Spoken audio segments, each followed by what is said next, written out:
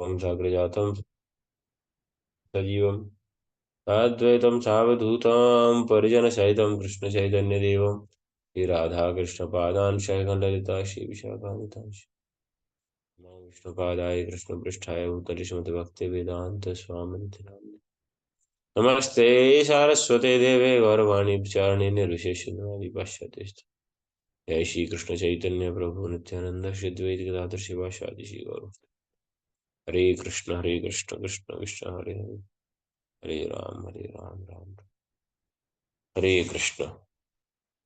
आप सभी लोगों का स्वागत है प्रातःकालीन भागवतम सत्र में। एक हमारा प्रसंग चल रहा है 12 महाजन। तो अभी चतुर्थ जो हमारा सीक्वेंस के हिसाब से श्लोक के अकॉर्डिंग शंभु नारद शंभु कुमार कपिला मनु प्रहलाद जनक भीष्म परिव्यास गिरवयम, चतुष कुमारों के बारे में चर्चा हो रही है जो कि ब्रह्मा जी के प्रथम पुत्र हैं।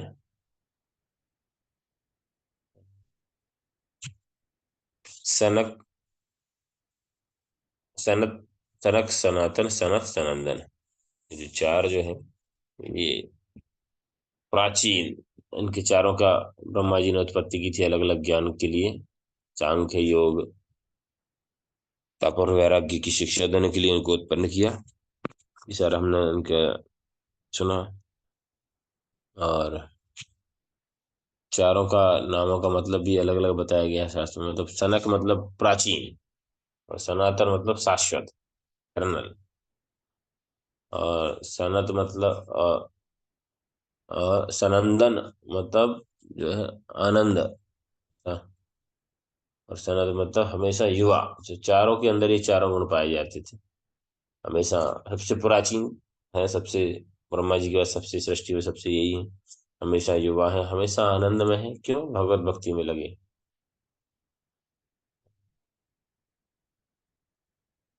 शाश्वत, इटर्नल है।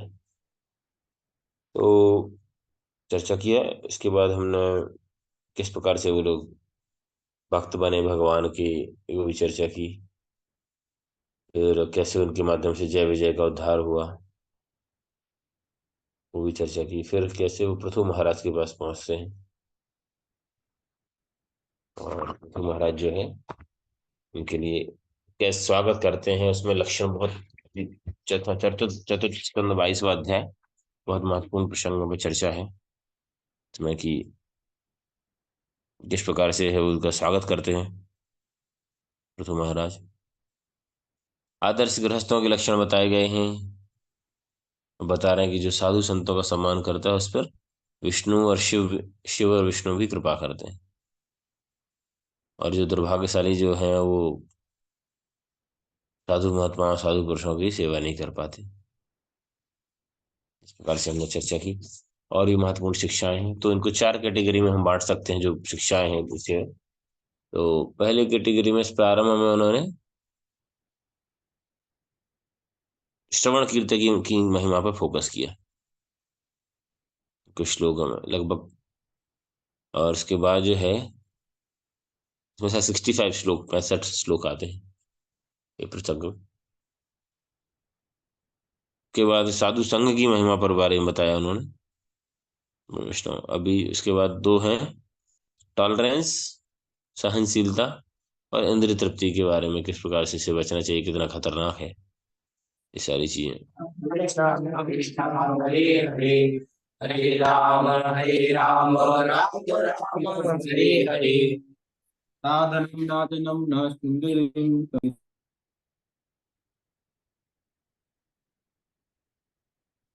हरे कृष्ण कृष्ण कृष्ण हरे हरे, हरे राम राम राम। 14 सिक्स श्लोक चल रहे हैं।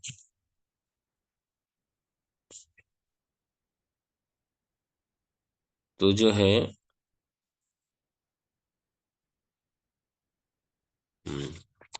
तो चार कैटेगरी में बांटा गया इन शिक्षाओं को। तो हमने जो चर्चा करते पृथु महाराज किस प्रकार से प्रश्न कर रहे हैं समाज मानवता के कल्याण के लिए, और किस प्रकार से चतुष कुमार जो है उसके उत्तर दे रहे हैं।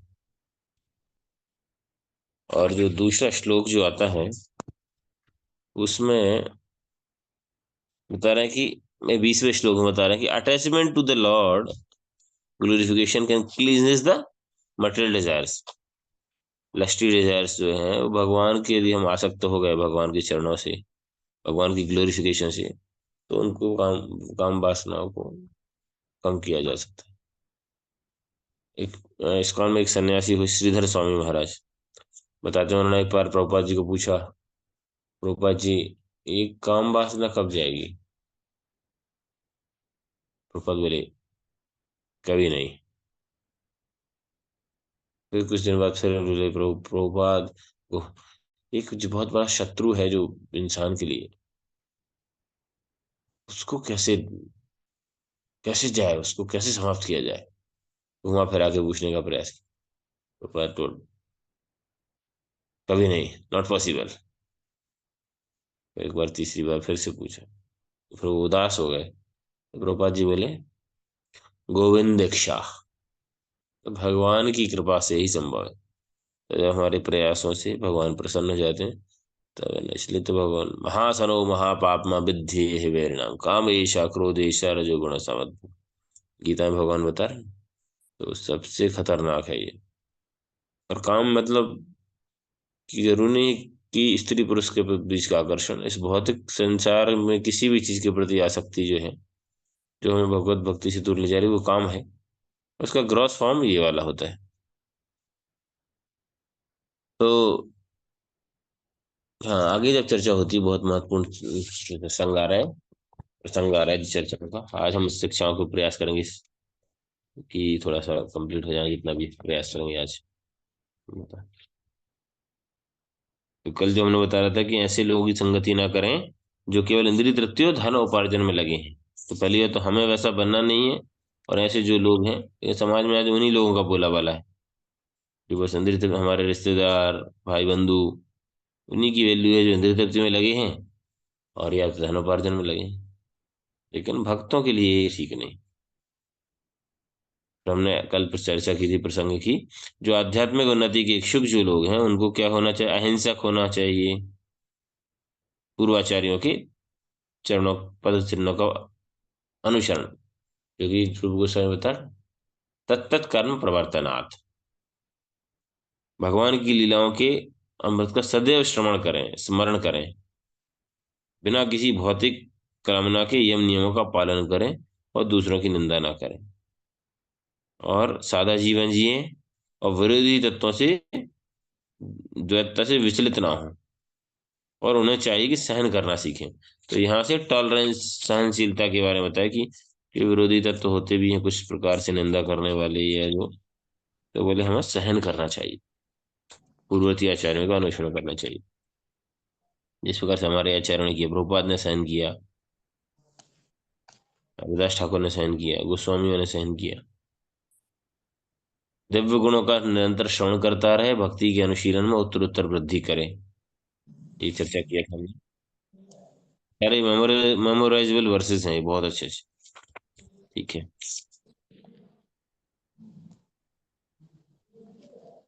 आगे।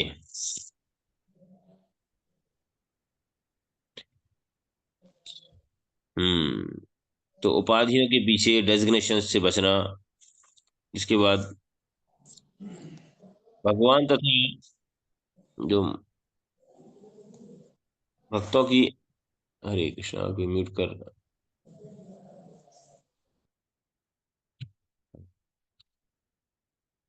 भगवान, जब मनुष्य का मन तथा इंद्रियां सुख भोग के हेतु विषय वस्तुओं के प्रति आकर्षित होते हैं तो मन विचलित हो जाता है। बता रहे, इंद्रिय विषयाकृष्ट आत्मचित तम ध्यायतम मनः चेतानाम हरते बुद्धिर तम्बम तोयम एवं हृदात। जब मनुष्य का मन तथा इंद्रियां सुख हेतु विषय वस्तुओं पर आकर्षित होते हैं तो मन विचलित होता है। परिणाम स्वरूप लगातार विषय वस्तुओं का चिंतन करने से मनुष्य की असली कृष्ण चेतना खो जाती है ना। बार बार कोई भी भोग जो हमारी पांचों ज्ञान इंद्रियों से कोई न जो जो हम कामना करते हैं, तो हमारा मन वहां पे लगा रहता, मन विचलित हो जाता है वो चीज पाने के लिए। जब तक वो चीज मिल नहीं जाती, मिल नहीं जाती, वो व्यक्ति है, वो वस्तु है, वो पोस्ट है, वो पोजीशन। मिल जाती है, थोड़ी देर के लिए शांत होता है, फिर से नया कोई चाह बढ़ जाता है। जैसे कि जलाशय के किनारे उगे हुए बड़े बड़े कुश जैसी घास के द्वारा चूसे जाने के कारण जलता जलाशय का जल। बता रहे हैं कैसे मन शांत हो जाता है, कैसे कृष्ण भावना में चेतना खो जाती है। उदाहरण कितना अच्छा दिया कि छोटा सा जो जलाशय रहता है, यदि उसके आसपास कुशाग्रास घास उग जाती है तो वो घास है उसी जल को सोख लेती है, चूस लेती है। इसी प्रकार से इस प्रकार की विषय वासना जो है, भौतिक इच्छाएं जो है, हमारी कृष्ण भावनामृत को चूस लेती है। ठीक है, आगे बता रहे हैं। जब मनुष्य अपनी मूल चेतना में से इधर उधर हटता है तो वह ना तो अपनी पूर्व स्थिति का स्मरण रख पाता है और न वर्तमान स्थिति में पहुंच पाता है। स्मरण शक्ति का नष्ट होने से जितना भी ज्ञान अर्जित किया है वह एक झूठी आधारशिला पर टिका रहता है। और जब एक ऐसी घटना घटती है जो पंडित जन कहते हैं कि आत्मा का विनाश हो गया है, वास्तव में विनाश नहीं होता, लेकिन है ना, भौतिक इच्छाओं के कारण ध्यायते विषयान पुंसा संगस्ते सुपजायते संगात संजायते कामा कामः क्रोधा विजायते क्रोधा भवति सम्मोह स्मृति क्रोधा भवति सम्मोह सम्मोह स्मृति विभ्रमा स्मृति विभ्रमा बुद्धिनाशो बुद्धिनाशात् प्रणश्यति। तो उसका पतन हो जाता है। अजामिल के केस में देखें, उसको बहुत सारे श्लोक याद थे, लेकिन जब उसने गलत दृश्य देखा भूल गया वो, अटैक कर इतना ज्यादा उसके अंदर जो है प्रवेश कर गया। हम्म। आत्म साक्षात नाता परतरो लोके पुंसां स्वार्थ व्यतिक्रमा यद्धन्यस्य पृष्ठन्नम आत्मानम स्व स्वव्यतिक्रमात्। आत्म साक्षात्कार की अपेक्षा अन्य विषयों को अधिक रुचिकर सोचना मनुष्य के अपने हित के लिए सबसे बड़ी बाधा है। जैसी बड़ी बाधा कोई नहीं है। देखिए, महाजनों का वक्तव्य है ये, शुद्ध भक्तों का, कि आत्म साक्षात्कार के बाद किसी भी अन्य विषय पर सोचना मनुष्य के हित की सबसे बड़ी बात है। और हम क्या होता है हमारे साथ दुर्भाग्यपूर्ण कि हम सबसे लास्ट में आत्म साक्षात्कार के बारे में सोचते हैं। बाकी हम दुनिया की, देश की, समाज की, परिवार की, राष्ट्र, सब कुछ सोचते सोचते रहते हैं, पड़ोसियों की चिंता। लेकिन बता रहे हैं कि ये बड़ी बहुत बड़ी बाधा है। धन कमाने तथा इंद्रिय तृप्ति के लिए उपयोग के विषय में निरंतर सोचते रहने से मानव समाज के प्रत्येक व्यक्ति का पुरुषार्थ नष्ट हो जाता है। जो पुरुषार्थ जो उसको प्राप्त है, शक्ति जो सामर्थ्य जो प्राप्त है, वो हम वो क्यों लगा है? भगवत भक्ति करने के लिए और भगवत धाम जाने के लिए। लेकिन क्योंकि धन कमाने और इंद्रिय तृप्ति में बस लगा हुआ है, इसलिए उसका पुरुषार्थ नष्ट हो रहा है, शक्ति सामर्थ्य नष्ट हो रहा है, समय नष्ट हो रहा है। जब कोई ज्ञान तथा भक्ति से शून्य हो जाता है तो वह वृक्षों तथा पत्थरों की तरह जड़ योनियों में प्रवेश करता है। इस प्रकार से फिर जो है ज्ञान शून्य होने के कारण है वो लोअर स्पीसीज में चला जाता है। आगे, जो अज्ञान के संसार को पार करने की प्रबल इच्छा रखते हैं उन्हें कभी भी तमोगुण के साथ नहीं जुड़ना चाहिए।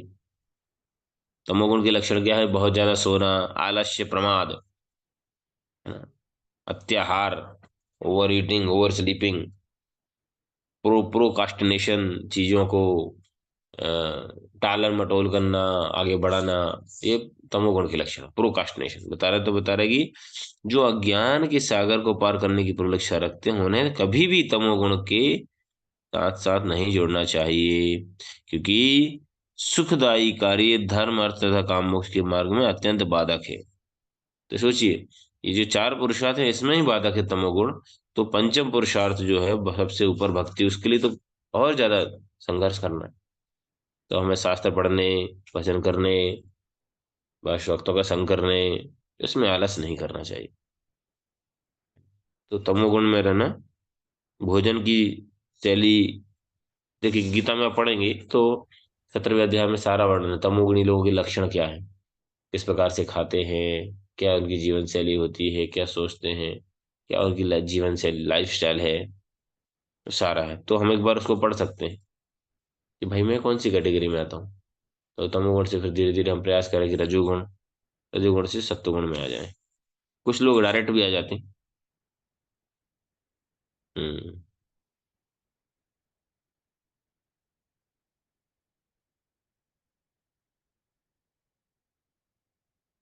ठीक है, चारों पुरुषार्थ के लिए यहाँ पे बता रहे हैं कि कम से कम उसके लिए प्रयास करना चाहिए। हाँ, आगे चर्चा कर रहे हैं, और भी श्लोक हैं। तो हम्म, संत कुमार ने फिर आदेश देते हैं, अभी निर्देश दे रहे थे। अभी हाँ, अभी आगे, अच्छा आगे और उपदेश दे रहे हैं कि हे राजा पृथु, भगवान को समझने का प्रयास करो जो प्रत्येक के हृदय में प्रत्येक जीव के साथ निवास कर रहे हैं। है ना, भगवान बोले सर्वस्व चाहम हृदय सन्निविष्टो। सबके हृदय में भगवान आत्मा के साथ परमात्मा भी विराजमान है, दो पक्षी। चाहे वह चर हो अचर हो, प्रत्येक जीव स्थूल भौतिक शरीर से, प्राण तथा बुद्धि से निर्मित सूक्ष्म शरीर से पूर्णतः आवृत होता है। कहने का मतलब बता रहा है कि बेसिकली हर जीव का सम्मान करो और समझने का प्रयास करो, क्योंकि हम समझ जाएंगे सबके हृदय में भगवान का वास है, तो हम किसी को कष्ट नहीं पहुंचाएंगे। और यहाँ पे प्रभुपाद जी लिख रहे हैं कि कोई व्यक्ति भक्ति पथ पर यदि छूट भी जाती थोड़ी भक्ति, त्यक्ता सुधर्मम चरणाम भुजम हरेर भजन न पक्को तत्पथो यदि, यत्र गवार्था भद्र अवश्यकुम गौवार्थो आबचा भजता स्वधर्मता। कोई व्यक्ति भक्ति पथ पर चल जाए और कुछ गड़बड़ हो जाए, कुछ अधूरा भी रह जाए, तो भी लॉस नहीं है। भक्ति पथ पर बाहर किया हुआ सफलता भी असफलता ही है।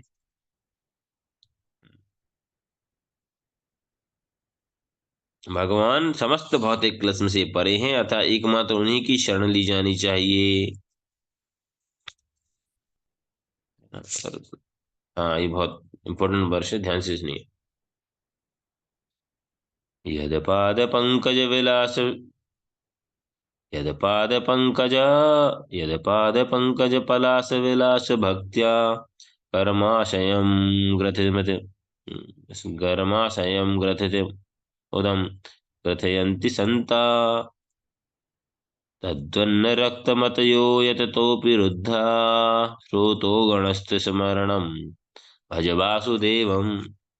जो भक्तजन नित्य भगवान के चरण कमलों के अंगुष्ठों की सेवा में लगे रहते हैं, वे सकाम कर्म की के जोर से बंधी हुई गांठें ऐसी इच्छाओं से सरलता से लांघ हो जाते हैं। सकाम कर्म के जो बंधन में संसार पड़ा है, वो कैसे भगवान के चरण कमलों की सेवा। क्योंकि ऐसा कर पाना दुसाध्य है, अतः अभक्त जन ज्ञानी योगी इंद्रिय तृप्ति की तरंगों को रोकने का प्रयास करके भी ऐसा नहीं कर पाते। अतः तुम्हें आदेश है कि तुम वसुदेव के पुत्र श्री कृष्ण की भक्ति में लग जाओ, भज वासुदेवम। यदि आप कर्म बंधनों को काटना है, तो भगवान के चरण कमलों की सेवा करने के लिए, चरण कमलों की सेवा मतलब, हाँ विग्रह की सेवा कर सकते हो तो ठीक है, नहीं तो उनके निर्देशों का पालन, ये बहुत महत्वपूर्ण है। वासुदेवे भगवती भक्ति योगा प्रयोजित जनतेषु वैराग्यम ज्ञानम च ये हेतुकम। हाँ, आगे बता रहे हैं, अज्ञान के सागर को पार करना अत्यंत कठिन है, हम समझ पा रहे हैं कितना मुश्किल है, इसमें विषय वासना पर, क्योंकि उसमें अनेक भयानक मगरमच्छ पड़े हैं। जो भक्त नहीं है, वे इस समुद्र को पार करने के लिए कठिन तपस्या करते हैं, किंतु हम तुम्हारे लिए बता रहे हैं कि तुम एकमात्र श्री कृष्ण के चरण कमलों का आश्रय लो। वे समुद्र को पार करने के लिए नाव के समान है। यद्यपि सागर को लांघना कठिन है, किंतु भगवान के चरण कमलों की शरण ग्रहण करके तुम सभी संकटों को पार हो जाओगे। और ये भगवान के चरण कमलों की नाव कैसी है? हमारे पूर्ववर्ती आचार्य ने पार किया है संसार सागर को भगवान के चरण कमलों को पकड़ के। लेकिन इस संसार की नाव से भी श्रेष्ठ है, क्यों? क्योंकि संसार की नाव यदि आप यहाँ इस किनारे से उसको बोट करके में बैठ के सवार होके उस किनारे पे चले गए, तो वापस इस किनारे पे दूसरे आदमी को वो नाव नहीं मिलेगी, क्योंकि नाव तो उस किनारे चली गई। लेकिन भगवान के चरण कमल जिसने पकड़ लिए, वो इस किनारे पर रहेगा और इस किनारे से उस किनारे पार हो जाएगा। फिर भी वो नाव यहीं की यहीं है, उसमें और लोग भी सवार होके उसका पकड़ के उसकी शरण लेके पार कर सकते हैं। कितना अच्छा आचार्य उदाहरण दे रहे हैं। ये जो नाव है ऐसी है कि इसमें कई लोग आते रहेंगे इस सृष्टि में, और उस नाव को पकड़ के संसार सागर पार। बहुत की नाव ऐसी नहीं, एक बार उस तरफ चली गई तो नाव उधर ही रह जाएगी, कोई लेके आने वाला चाहिए। लेकिन ये नाव जो है विशेष है भगवान के चरणों की, है ना। तो जो इस प्रकार से है चतुष्कुमार के द्वारा आत्म साक्षात्कार का ज्ञान इनको प्राप्त होता है। और यहाँ पर जो है राजा, कौन से राजा हैं यहाँ पे, किस राजा के साथ संवाद चल रहा है ये, किस किस का संवाद चल रहा है, कोई बताएगा? राजा प्रभु जी दंडवत प्रणाम। राजा प्रथु के बारे में चल रहा है। हाँ, ये पृथु के बारे में कौन बता रहा है? पृथु और चतुष्कुमारों का जो संवाद चल रहा है इसको बता बता कौन रहा है? ये जो है मैत्रेय मुनि का संवाद चल रहा है। मैत्रेय मुनि जो है वो विदुर को ध्यान दे रहे हैं। तो बता रहा है कि प्रभु, हे प्रभु, हे ब्राह्मण, हे शक्तिमान, पहले भगवान विष्णु ने मुझ पर अहैतुकी कृषत की और संकेत दिया था कि आप मेरे घर पधारेंगे। भगवान विष्णु ने पहले ही बता दिया था कि चतुष्कुमार आएंगे, वो आपको ज्ञान प्रदान करेंगे कैसे आदित करना है ना।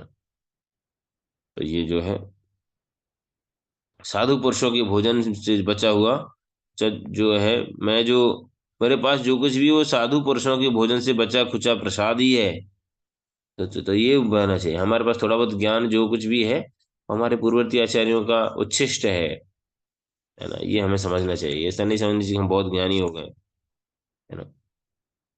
तो राजा जो है इस प्रकार से फिर उनके आगे और चर्चा करते हैं। इस प्रकार से जो हम्म क्षत्रिय वैश्य शूद्र केवल जो है वैष्णव की कृपा से अपना भोजन प्राप्त करते हैं। केवल ब्राह्मण ही ऐसे होते हैं जो अपनी संपत्ति का भोग करते हैं, अपने कपड़े पहनते हैं और अपना धन लेते हैं, मतलब वैष्णव के बारे में शिक्षा की गई है यहाँ पर। पृथु महाराज आगे बता रहे हैं, जिन व्यक्तियों ने भगवान के संबंध में आत्म साक्षात्कार के पथ को बताकर अपार सेवा की हो, जिनकी व्याख्या पूर्ण विकसित विश्व वैदिक साक्ष्य के अनुसार हों, ऐसे महापुरुषों को उनके ही कार्यों द्वारा संतुष्ट किया जा सकता है। बहुत महत्वपूर्ण यही है कि मतलब बोलते ना कि भक्ति तीर्थ महाराज बोलते थे कि द बिगेस्ट और the highest way to showing the gratitude is to develop the community of the people who are living on the same principle, on that principle that person was living। किसी व्यक्ति को आदर सम्मान प्रदर्शित करने का तरीका है कि ऐसे लोगों का समूह तैयार करना, कम्युनिटी तैयार करना जो उन सिद्धांतों पर अपना जीवन जी रहा है जिस सिद्धांतों का उस व्यक्ति ने पालन किया है या प्रतिपादन किया। तो यही बात पृथु महाराज बोल रहे हैं कि उनके प्रति यदि हम कृतज्ञता का भाव रखना चाहते हैं, उनकी सेवा करना चाहते हैं, तो ऐसे महापुरुषों को उनके कार्यों द्वारा, उन्होंने जो कार्य किए हैं वही कार्य हम करें। जैसे प्रभुपाद जी जो संतुष्ट करना चाहते हैं तो क्या करें? प्रभुपाद जी ने क्या किया, है ना। प्रभुपाद जी बोले हैं कि इन द यूएस जब वो जो गए प्रभुपाद जी अमेरिका, तो बोले जीवन में कोई भी परिस्थिति रही हो लेकिन मैं कितना भी स्ट्रगल रहा हो, लेकिन मैंने 3 काम जरूर किए। क्या? प्रतिदिन भगवान के नाम का जप कर पाया मैं, है ना। I can chant Krishna holy name. मैं प्रतिदिन भगवान को भोग अर्पित कर पाया और प्रतिदिन लोगों को भगवान का प्रसाद खिलाया। तो इस कारण से बोले I was alone but I was not lonely, है ना। मैं अकेला था लेकिन लोनली मतलब क्या बोलेंगे इसको हिंदी में, कैसा इसको स्टेटमेंट को हिंदी में क्या बोलेंगे? I was alone but not lonely, मतलब मैं अकेला जरूर था लेकिन मैं लोनली क्या बोलते हैं, अकेलापन महसूस नहीं किया मैंने। वैसे मैं सिंग वैसे मेरे साथ कोई नहीं था लेकिन मैंने लोनलीनेस जो, क्योंकि आजकल लोग बहुत सारे घिरे हुए हैं समाज में, व्हाट्सअप फेसबुक यूट्यूब में इतने सारे फ्रेंड्स हैं, है ना। कहा है ना, कौन सा है वो, भीड़ में अभी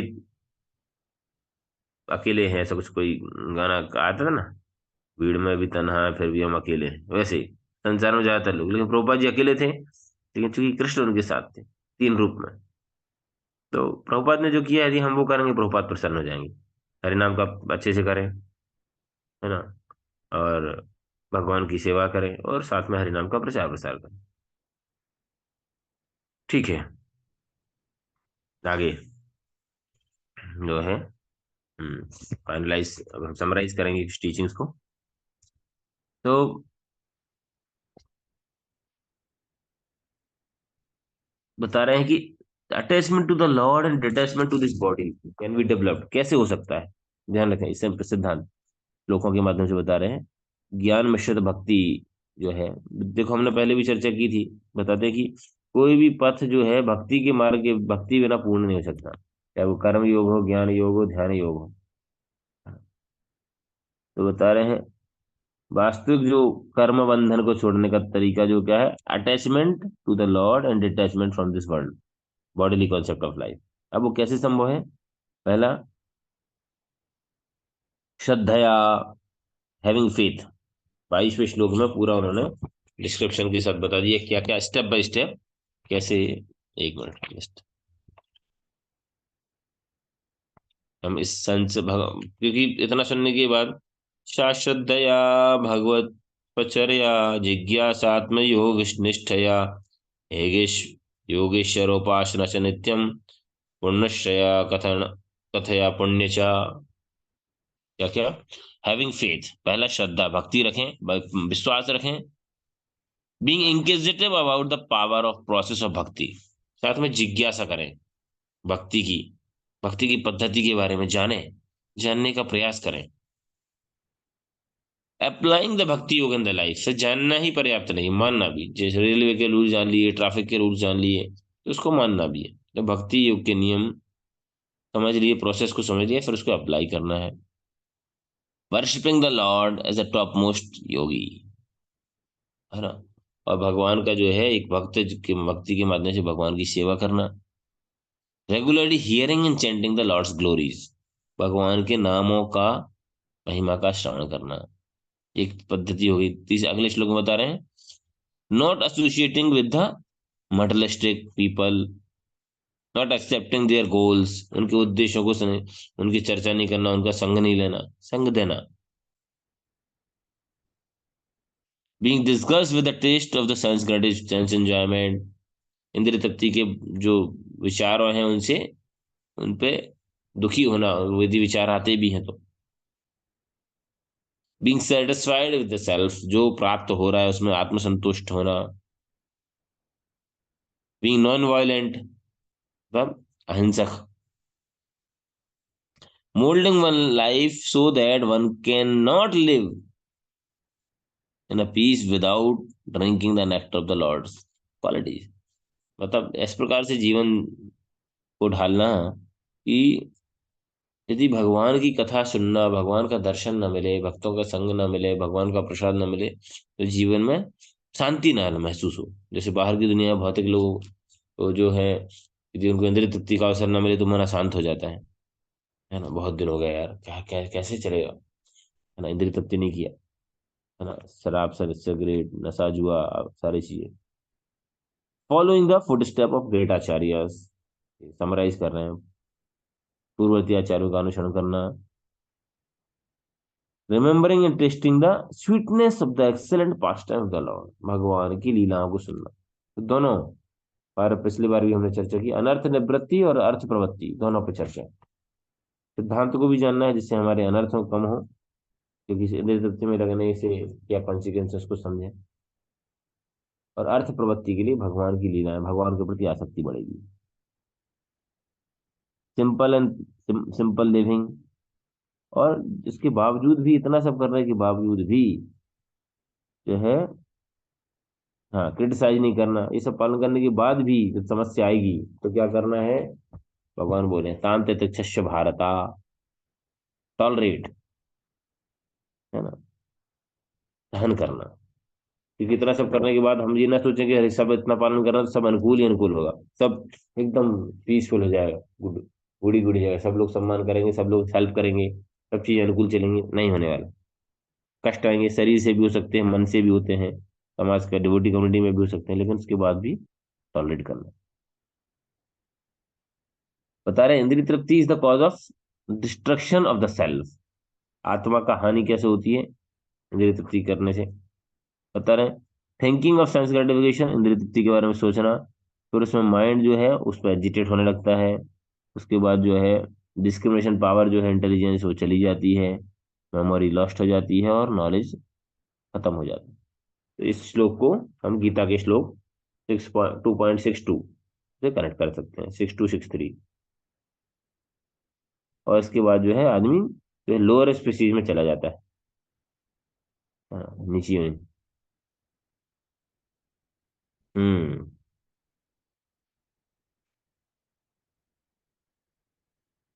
आगे बता रहे हैं, hearing give the attachment to the lord and detachment to the matter, है ना। हरेर मुहस्य तपसा कर्म पद पूरा, भगवान का जो महिमा जो करने से, hearing constantly about the Lord pass time, जो है भगवान के प्रति आसक्ति, किसी के प्रति भी देखिए ना, उदाहरण शास्त्रों के उदाहरण है जो भगवान के बारे में सुन सुन के भगवान के प्रति आसक्त हो गए, कोई है ऐसा व्यक्ति? हरे कृष्ण प्रभु जी, रुक्मणी माता का एग्जाम्पल आता है। Very good. रुक्मणी माता का उदाहरण है।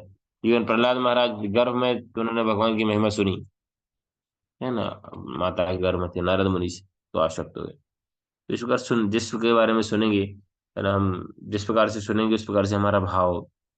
मॉडर्न पॉलिटिशियंस में भी देख सकते हैं, वर्तमान में जो लोग हैं उनके अच्छे सुनते हैं तो हमारा अच्छा भाव आता है, बुरा सुनते हैं तो बुरा भाव आता है। तो इसी प्रकार से प्रयास करना चाहिए प्रामाणिक लोगों से सुनने का। ठीक है। हाँ।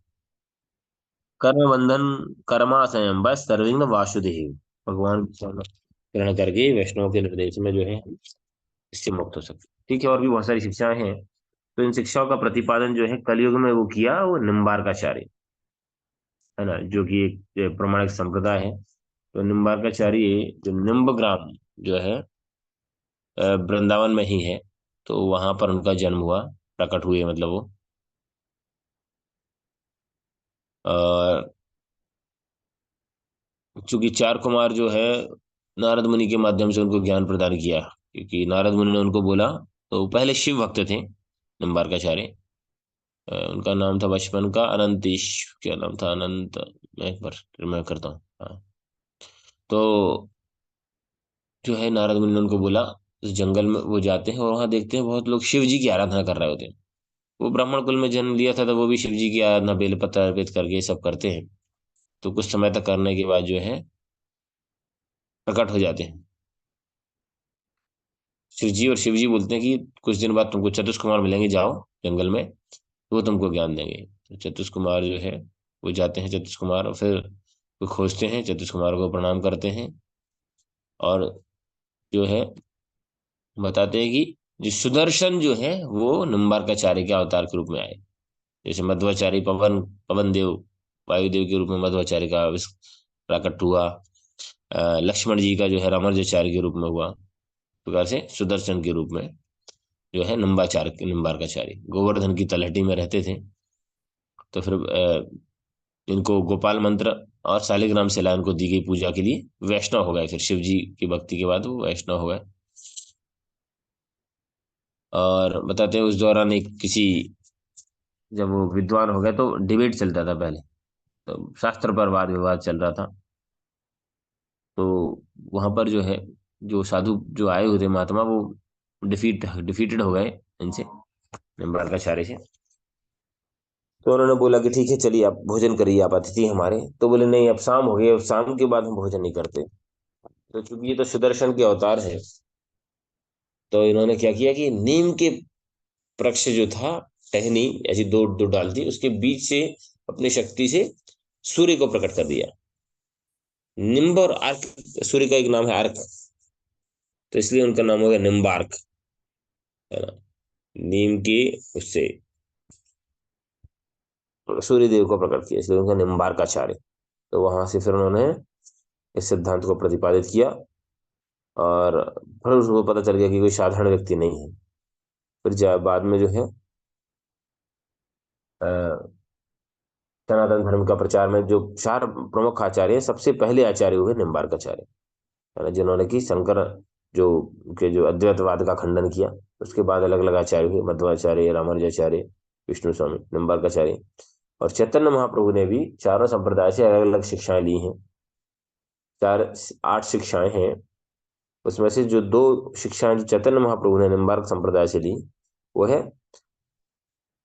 एकांत राधा कृष्ण आश्रय, राधा कृष्ण की भक्ति, है ना,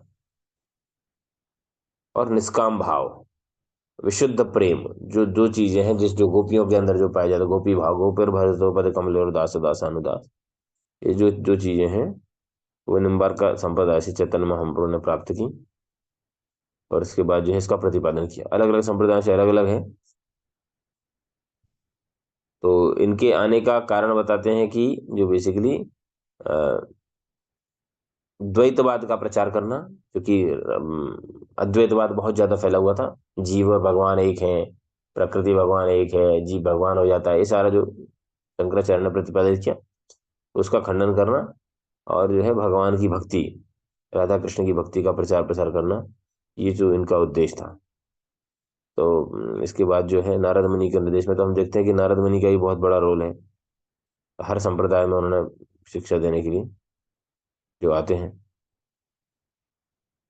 तो एक और शिक्षा इसके माध्यम से आती है कि बता रहे हैं कि जब भी हम किसी वैष्णव भक्त को देखते हैं विशेष तौर से, तो हमें तुरंत प्रणाम करना चाहिए, है ना। सन्यासी हो तो दंडवत प्रणाम, नहीं तो पंचांग प्रणाम। हाँ, इस प्रकार से तो थोड़ा प्रैक्टिकलिटी भी देखना चाहिए। प्रभुपाद जी ने ये भी बताया कि प्रैक्टिकलिटी, कहीं रेलवे स्टेशन में है, गंदगी है, इस प्रकार से तो मानसिक रूप से किया जा सकता है। रिस्पेक्ट से, शरीर से भी, मन से भी और वचनों से भी। ठीक है, अभी समय हो गया है 7:10। हमने बहुत सारी चर्चाएं कर ली, उनके उपदेश, शिक्षाएं, उनके जीवन से कि किस कितना वो आतुर थे भगवान के दर्शन के लिए। तो हमें भी भगवान से प्रार्थना करनी चाहिए कि हम भी आतुर हों भगवान के दर्शन के लिए, है ना। तो और जब हम सुनते हैं आचार्यों से, बार बार चीजों को सुनते हैं, तो हमारा जो है उसके प्रति और निष्ठा बढ़ती है। तो आतुरता देख सकते हैं उनकी, कैसे भगवान के दर्शन के प्रति आतुरता थी, कैसे वो भगवान की भक्ति करना चाहते थे। तो ब्रह्मा जी के उपदेश को भी वो कर दिया। तो ब्रह्मा जी ने भी थोड़े समय के लिए क्रोधित लगे, लेकिन उन्होंने आशीर्वाद दे दिया, ब्लेसिंग्स दे दी। तो बोले, प्रभु जी एक बता रहे थे कि आज के पेरेंट्स को सीखना चाहिए, ये हमको सीखना चाहिए। कोई व्यक्ति भक्ति पथ पर अनुरक्त है तो उस, कभी क्या होता है, हमारा एजेंडा जब पूरा नहीं होता तो हमको क्रोध आ जाता है। तो ब्रह्मा जी का एजेंडा था कि संतान बढ़ाना, प्रोजनी बढ़ाना, पूरा नहीं हुआ। ब्रह्मा जी थोड़े से क्रोधित हुए, रुद्र उत्पन्न हुए, लेकिन उन्होंने खुशी खुशी बाद में उनके मनोभाव को समझते हुए आशीर्वाद दे दिए। इस प्रकार से कोई अच्छे कार्य के लिए जाना चाहता है तो वी शुड असिस्ट, तो बोलते हैं वी शुड एक्सेप्ट। जो कोई व्यक्ति अच्छे पद पर जा रहा है तो एक्सेप्ट करना चाहिए उसको। पहली बात तो अप्रिशिएट करना चाहिए। अप्रिशिएट नहीं कर रहा है तो उसको एक्सेप्ट करना चाहिए। और एक्सेप्ट नहीं कर रहे तो कम से कम एक्नॉलेज करना चाहिए, नहीं यार ये प्रभु माता जी बहुत बढ़िया काम कर रहे हैं, बहुत सेवा कर रहे हैं, बहुत अच्छे हैं। चाहे वो हमसे हमसे जुड़ा है, हमारे इसका ब्लड रिलेशन है कि नहीं है, लेकिन हमें अप्रिशिएट करना चाहिए। अप्रिशिएट नहीं कर पा रहे हैं तो एक्सेप्ट करना चाहिए उसको कि यार नहीं, और नहीं तो एक्नॉलेज तो कर ही सकते हैं कि नहीं नहीं ठीक है भाई। और जितना उसका सहयोग कर सकें तो बहुत ही अच्छा है। तो let's see, pray for each other. हम प्रार्थना करें भगवान से कि हम जो अभी इनके दौरान हमने जो चर्चा की है, हम जो शिक्षा है चतुष कुमारों की, जैसी ईगरनेस, लल्यम, लल्यम एक मूल्यम, जो है उसको प्राप्त कर पाए। चतुष कुमारों की जो शिक्षा है पृथु महाराज को, किस प्रकार से जो है भक्तों का संग और नियमित श्रवण, टॉलरेंस और इंद्रिय तृप्ति से दूर रहना और टॉलरेंस को डेवलप करना, ये 4 जो पॉइंट जो है उनको डिवीजन किया शिक्षाओं का, वो कर सकते हैं। उस पर वर्कआउट कर पाए हम अच्छे से। साथ में फिर निम्बार्काचार्य के रूप में जो प्रकट हुई सुदर्शन, उन्होंने जो शिक्षाएं दी, चैतन्य महाप्रभु ने जो इसमें से शिक्षा ली, एकांतिक भक्ति, मतलब विशेष रूप से राधा कृष्ण की युगल भक्ति और गोपियों का भाव, जो है इस भाव में सेवा, हमें दास्य भाव में सेवा करनी है, बाकी भाव हम अपने आप पहुंच जाएंगे जिस भाव में जो भी महाप्रभु के निर्देश अनुसार। बस पृथु महाराज बता रहे हैं कि सम्मान करने का तरीका है कि उस व्यक्ति के आदेश के अनुसार जीवन जीना। तो हम चाहें तो हम प्रार्थना करेंगे भगवान से कि हमें शक्ति दें निम्बार्काचार्य से है ना, चतुष कुमारों से प्रार्थना करें कि हम भगवान के प्रति जो ईगरनेस उसको डेवलप कर पाए, वैष्णव अपराधों से बचते हुए। ठीक है। और कल भी बहुत महत्वपूर्ण दिन है। कल भक्ति सिद्धांत सरस्वती महाराज, जो कि बहुत बड़े प्रतिनिधि हैं चैतन्य महाप्रभु के, उनका तिरुभाव दिवस है। प्रयास करेंगे कल उस पर कुछ चर्चा करने का। फिर अगला जो सत्र है एक दिन बाद हम चर्चा करेंगे, अगले महाजन पर चर्चा करेंगे। ठीक है। किसी का कोई क्वेश्चन कमेंट पॉइंट है? समय हो गया है। हरे कृष्ण।